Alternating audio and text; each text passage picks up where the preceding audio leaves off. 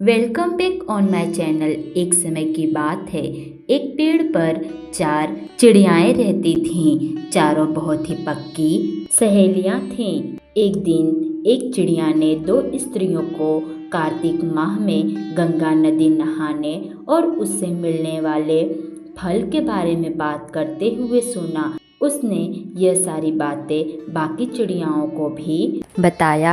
सारी चिड़ियाओं ने कार्तिक माह में गंगा स्नान करने का निर्णय लिया। इसीलिए चारों चिड़ियाएं गंगा नदी के किनारे जाकर एक पेड़ पर रहने लगी और वो प्रतिदिन कार्तिक माह में गंगा नदी में स्नान करने लगी। इस प्रकार से प्रतिपदा का दिन आया। इस दिन चिड़ियाओं ने चावल और दाल एकत्रित किया। उन्होंने खिचड़ी बनाने का निर्णय किया और खिचड़ी पकने के लिए रखकर चारों चिड़ियाएं गंगा नदी में स्नान करने के लिए चली गई। जब पहली चिड़िया गंगा नदी में से स्नान कर आई तो उसे बहुत ही तेज का भूख लगा था और उसने खिचड़ी का भाप पिया और वह सो गई। दूसरी चिड़िया स्नान करके आई तो उसे भी बहुत भूख लगी हुई थी और उसने खिचड़ी का पानी पिया और वह भी सो गई। जब तीसरी चिड़िया स्नान करके आई तो उसे भी बहुत भूख लगा था तो उसने खिचड़ी खाया और वह सो गई। इस प्रकार से जब चौथी चिड़िया स्नान करके आई तो उसे भी बहुत भूख लगा था और उसने सोचा कि तीनों चिड़ियाओं ने खिचड़ी खा लिया होगा, इसीलिए वह भी खिचड़ी का खुरचन खाई और सो गई।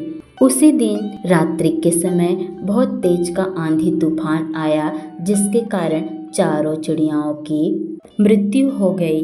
कार्तिक माह में गंगा स्नान करने के कारण चारों चिड़ियाओं को मनुष्य की योनि में जन्म मिला। जिस चिड़िया ने भाप पिया था वो एक राजा के घर पे राजकुमारी बनी। जिस चिड़िया ने खिचड़ी का पानी पिया था उसने एक कुम्हार के घर पे जन्म लिया। जिस चिड़िया ने खिचड़ी खाया था वह एक ब्राह्मण के घर पे जन्म ली और जिस चिड़िया ने खुरचन खाया था वह राजा के घर पर एक हथनी के रूप में जन्म ली।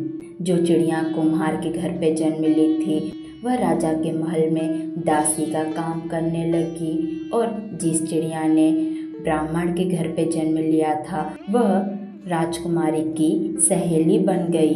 इस प्रकार से राजा के घर पे ही चारों चिड़ियाएं राजकुमारी, दासी, हथनी और राजकुमारी की सहेली बनके रहने लगी। जो चिड़िया राजकुमारी बनी थी उसे अपने पिछले जन्म की सारी बातें याद थी। जब उसका विवाह होने लगा तो वह अपने पिता से बोली कि मैं अपने साथ अपनी दासी और सहेली को लेकर जाऊंगी और साथ ही बोली कि मैं अपने महल में रहने वाली हथनी को भी अपने साथ में लेकर जाऊंगी।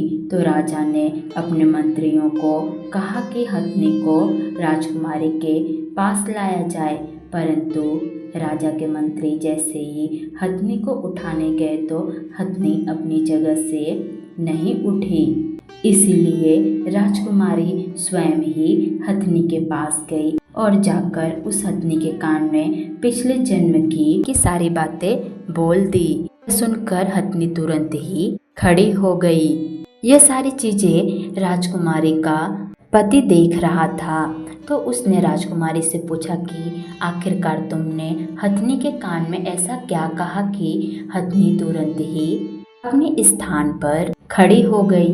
तब राजकुमारी ने अपने पति को पिछले जन्म की सारी बातें बताई तो उसके पति ने उससे कहा कि कार्तिक माह में गंगा नदी में स्नान करने व दान करने का इतना फल मिलता है कि कोई चिड़िया की योनि से मनुष्य की योनि में जन्म लेता है तो हम भी इस वर्ष जोड़े में गंगा नदी में कार्तिक माह में स्नान करने जाएंगे। और अपने कहे अनुसार कार्तिक माह में राजकुमारी और उसका पति दोनों ही गंगा नदी में स्नान करने गए तथा दोनों ने दान पुण्य किया।